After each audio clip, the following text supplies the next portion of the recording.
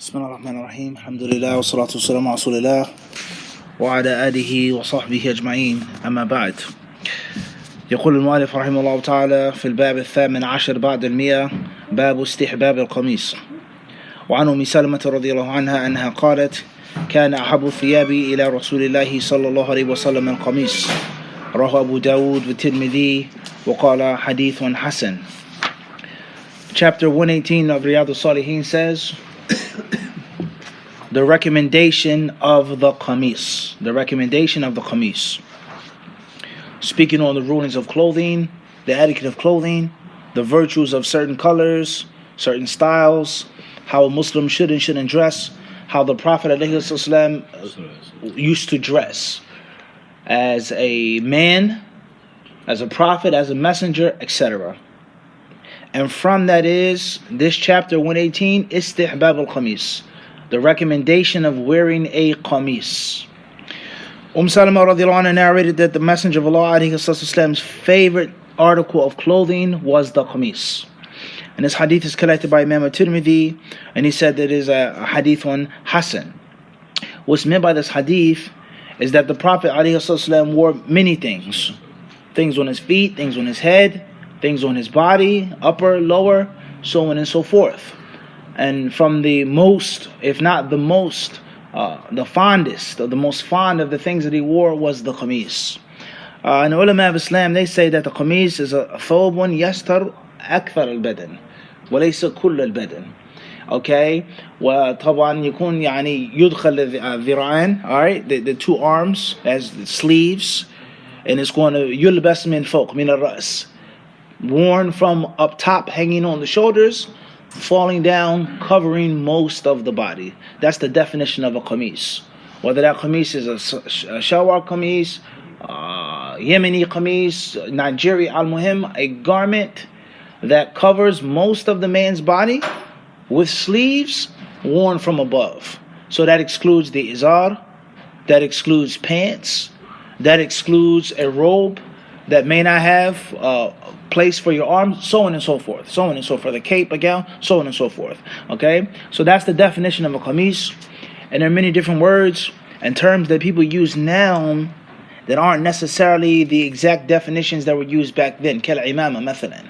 An imama can be used for many things, but the imama, the turban of the Prophet ﷺ and of the Arabs of that time, was very different.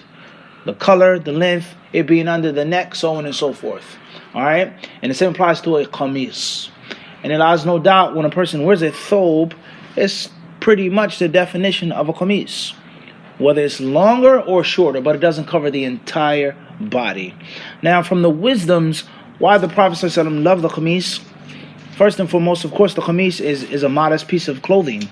You never have to worry about it being too tight, or you haven't worried about you bending over or sitting down or feeling uncomfortable, or you can't pray in it. It's easy and it's comfortable, let alone it's breathable. Naam, it's breathable. Okay?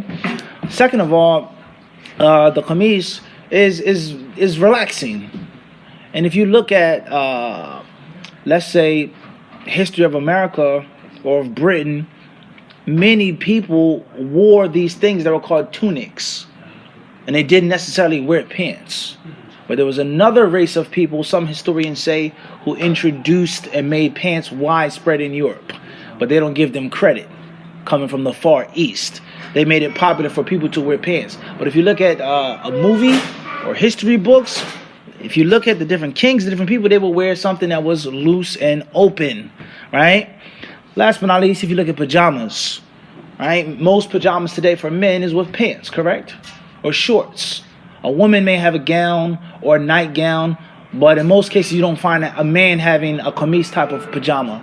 But back then, oftentimes you find men, that's how they slept, and they felt that it was more comfortable. At the end of the day, these are some of the wisdoms why the Prophet wore the qamis. And just because the Messenger of Allah ﷺ wore the qamis, it doesn't mean that it's obligatory that you have to. Nor does it necessarily mean that it's a sunnah. A sunnah, which is worship. However, for sure it is sunnah ta'ada, it's from the Prophet ﷺ's traditions, from his customs. And if you do it with the sincere intention, inshallah, you'll get the reward. And the last fa'idah is that this pertains to هذا يتعلق بالسيرة النبوية الشريفة. أننا قد عرفنا كل شيء عن نبينا، كيف كان يلبس، كيف كان يأكل، على أي شقه ينام، شق أيمن، شق أيسر. لو سئل أحد هؤلاء عن نبيهم أو بل عن معبودهم صفوا لنا، ما عندهم شيء إلا يعني تخرص، ما عندهم يعني معلومات ثابتة معروفة، معلومة مأثورة متداولة كما عندنا. We know everything about the Prophet ﷺ, how he dressed, what color he wore, what did he like to drink, what did he like to eat, what type of sandals did he wear, right? What did the Prophet do when he slept? Did he sleep on his right side, his left side? Did he yawn? Did he sleep long? Did he sleep lightly, etc.? And this all goes to show how much information we have about the Prophet ﷺ and his seerah. And if we know about the Prophet's clothes in detail, then what do you think we know about the Prophet's message? His core message. If I can tell you about a man's clothes, it said, did you know Brother Atif? Did you know him? Yeah, I know him. How well did you know him? Well, I know his favorite color was this. These were the shoes that he wore. This was Kevin. This was Kevin. This was Kevin. If I know all of the stuff about his external stuff, then how much will I know him about as a person? But they can't describe Christ like that accurately. They can't describe their prophets and their holy men like that accurately.